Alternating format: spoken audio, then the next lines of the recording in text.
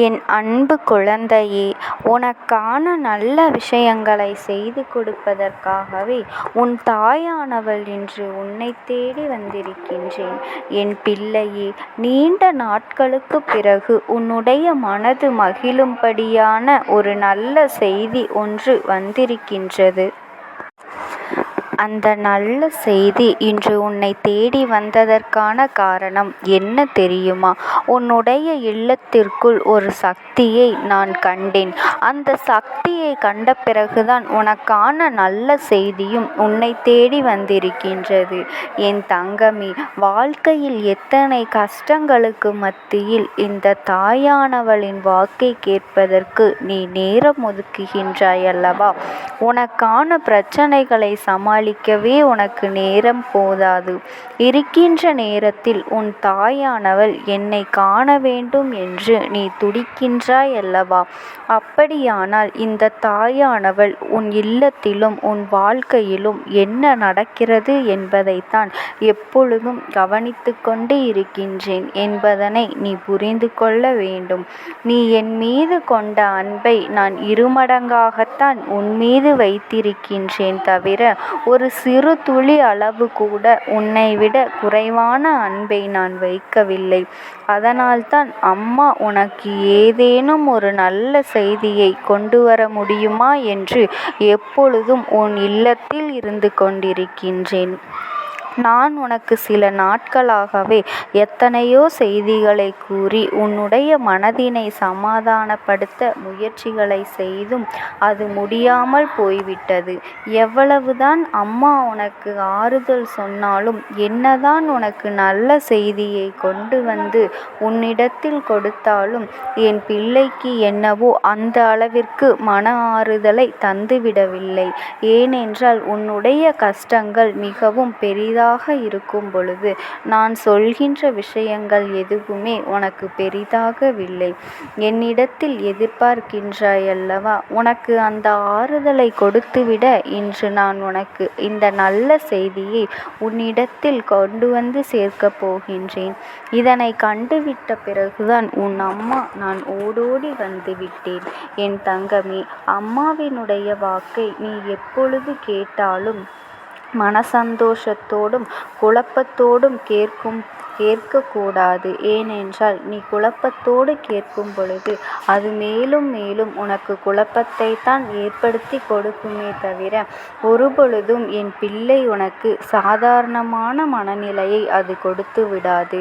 உனக்கு தெளிவு வேண்டும். உன் வாழ்க்கையில் உனக்கு நல்ல வழி பிறக்க வேண்டும். இதுவெல்லாம் நடக்க வேண்டும் என்றால் என் குழந்தை எப்பொழுதுமே நீ நல்ல மனநிலையோடு இருந்தால் மட்டும்தான் அது நடக்கும் என்பதனை புரிந்து கொள். சுற்றி இருக்கின்ற மனிதர்கள் ஏதேனும் ஒரு பிரச்சனைகளை உருவாக்கி கொண்டே இருக்கின்றார்கள். உன்னுடைய மனதில் இருக்கின்ற எண்ணங்களை சிதைக்க முயற்சி செய்வார்கள். நீ ஒன்று சொல்ல அவர்கள் வேறொன்று சொல்லிவிட்டு சென்று விடுவார்கள். இதையெல்லாம் பார்க்கும் பொழுது உன்னுடைய மனது அவ்வப்பொழுது குழப்பம் அடைந்து நாம் என்ன செய்கின்றோம் என்பதே தெரியாமல் அடுத்தவர்களுக்காக சென்று அவர்களுக்காக வாதாடி மற்றவர்களிடத்தில் கெட்ட பெயரை எடுத்துவிட்டு வந்து விடுவாய். இப்படித்தான் இந்த வாழ்க்கை உனக்கு சென்று கொண்டிருக்கின்றது. என் தங்கமி, உனக்கே தெரியாமல் நாம் இவர்களுக்காக பேசிவிட்டோமே என்று வருத்தப்படுவாய். அதனால்தான் எந்த ஒரு விஷயமாக இருந்தாலும் உண்மை என்ன என்பதனை புரிந்து கொண்டு அதன் பிறகு நீ பேச தொடங்க வேண்டும். உன்னை பகடைக்காயாக பயன்படுத்த நிறைய பேர் உன்னை சுற்றி இருக்கின்றார்கள் என்பதனை என் குழந்தை நீ புரிந்து கொண்டால் போதும்.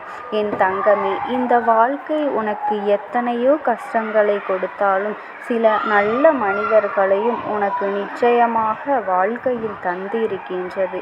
அந்த மனிதர்களை அடையாளம் காண்பது மட்டும்தான் சற்று கடினமாக இருக்கின்றதே தவிர மற்றபடி உன் வாழ்க்கையில் நல்லவர்கள் இல்லை என்று ஒரு நாளும் சொல்லிவிட முடியாது. என் பிள்ளைக்கு நான் தருகின்ற ஒவ்வொரு நல்ல விஷயங்களையும் கண்டு நீ நிச்சயமாக ஒரு நாள் மனமகிழ்ச்சி அடைவாய். இந்த தாயின் அன்பினை நீ புரிந்து கொள்வாய் என்று உனக்கு நான் எல்லாம் கடினமாகத்தான் இருக்கலாம். ஆனால் நாளை நான் மாற்றி காட்டும் பொழுது இந்த தாயானவள் எதற்காக இத்தனை காலமும் அமைதி காத்தாள் என்பதனை என் குழந்தை நீ புரிந்து கொள்வாய். என் பிள்ளையே, நான் எப்பொழுதும் உன் வாழ்க்கையின் மீது அதிக அக்கறை கொண்டிருப்பதனால்தான் உன் இல்லத்தில் நடமாடி கொண்டிருக்கின்ற இந்த சக்தி உடனடியாக உனக்கு தெரிவிப்பதற்காக நான் வந்திருக்கின்றேன். என் பிள்ளையின் இது உனக்கு நல்லதற்கா கெட்டதற்கா என்பதையும் நான் உனக்கு சொல்கின்றேன். ஒருவேளை இந்த சக்தியினுடைய நடமாட்டம் உன் இல்லத்தில் இருப்பது உனக்கு தீமை என்றால் அம்மா நிச்சயமாக அதனை அங்கிருந்து விரட்டிவிட்டுதான் உன்னிடத்தில் பேச வந்திருப்பேன். ஆனால் உண்மை என்னவென்றால் அந்த சக்தியின் நடமாட்டம் இல்லத்தில் இருக்கின்றது. அது அங்கேயேதான் இருக்க வேண்டும். அப்பொழுது இருந்தால் மட்டும்தான் உனக்கு நல்லது நடக்கும். என் தங்கமே, அந்த சக்தி அங்கே இருப்பதைக் கண்டு இன்னமும் எனக்கு மனமகிழ்ச்சி அடைவதற்கு காரணம் என்ன தெரியுமா? உன்னை காப்பாற்றுவதற்காகவும் உன் வாழ்க்கையில் உனக்கு நல்லதை செய்வதற்காகவும் முழுமையாக உன்னுடைய ஒட்டுமொத்த பாரத்தையும் தூக்கி சுமந்து நின்று கொண்டிருக்கின்றேன். ஆனால் உன் இல்லத்தில் நடமாடி கொண்டிருக்கின்ற அந்த சக்தியானது என்னுடைய பாரத்தை தூக்கி சுமப்பதற்காக என்னிடத்தில் சொன்னார்கள். அதற்கு இந்த தாயானவள் என்ன சொல்லியிருப்பேன் என்று நீ நினைக்கின்றாய்? என் தங்கமே, நானோ அவர்களிடத்தில் சொன்ன விஷயம் நீங்களும் நானும் சேர்ந்து இதை செய்யலாம். இவர்களின் வாழ்க்கையை நல்வழிப்படுத்த நாம் இருவரும் சேர்ந்து இந்த விஷயத்தை செய்யலாம் என்று சொல்லிவிட்டு அவர்களோடு சேர்ந்து நானும் உன் இல்லத்தில் அமர்ந்திருக்கின்றேன். அப்படி உன்னுடைய பாரத்தை தனக்கு கொடுக்கும்படி கேட்கின்ற சக்தியாக இருக்கும் என்றால் அது யாராக இருக்க முடியும்? என் பிள்ளையே, வேறு யாரும் கிடையாது. அது உன் குலதெய்வம்தான்.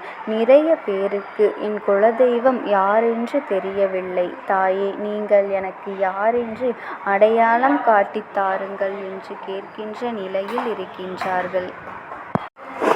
என் தங்கமே, குலதெய்வத்திற்கு நீ யாரென்று தெரியாமல் ஒரு நாளும் போகாது.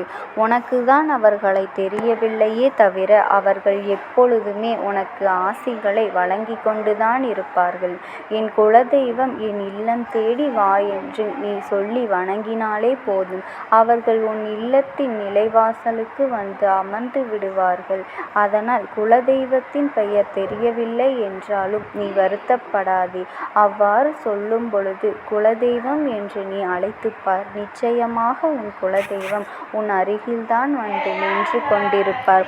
உனக்கு அவர்களை தெரியவில்லை என்றாலும் கூட அவர்கள் உன்னை அறிந்து எப்பொழுதும் உன் அருகில் இருக்கின்றார்கள் என்பது உனக்கு ஒரு விதமான சந்தோஷம்தானே.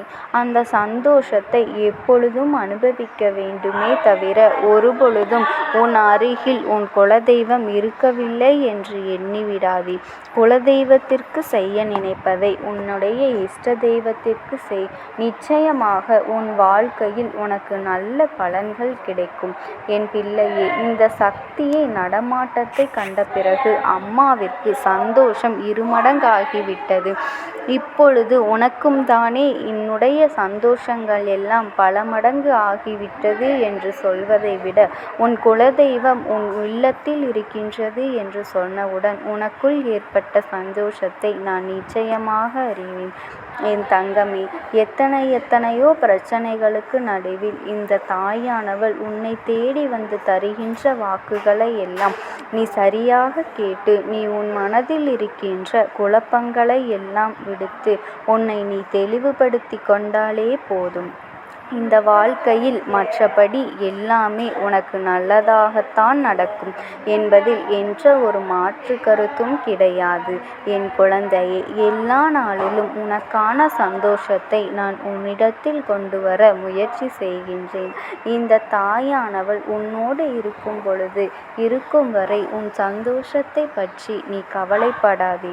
இன்று உனக்கு கவலையாக இருக்கின்றது என்று எண்ணி நாளை வரவிருக்கின்ற சந்தோஷத்தை பெறுவதற்கு நீ மறந்துவிடாதே. நான் எப்பொழுதும் உன் வாழ்க்கையில் உனக்கான ஒவ்வொன்றையும் உன் கைகளில் ஒப்படைக்க வருவேன் என்பதனை மட்டும் நீ தெளிவாக புரிந்து கொண்டாலே போதும். என் பிள்ளைக்கு என்றென்றைக்கும் உறுதுணையாக இருக்கின்ற இந்த தாயானவளை நினைத்து நீ ஒருபொழுதும் கலங்க வேண்டாம். என் அன்பு குழந்தையே, இந்த தாயானவளினுடைய அன்பும் ஆசீர்வாதங்களும் உனக்கு எப்பொழுதும் இருக்கும். ஓம் சக்தி. ஓம் ஆதிபரா சக்தி.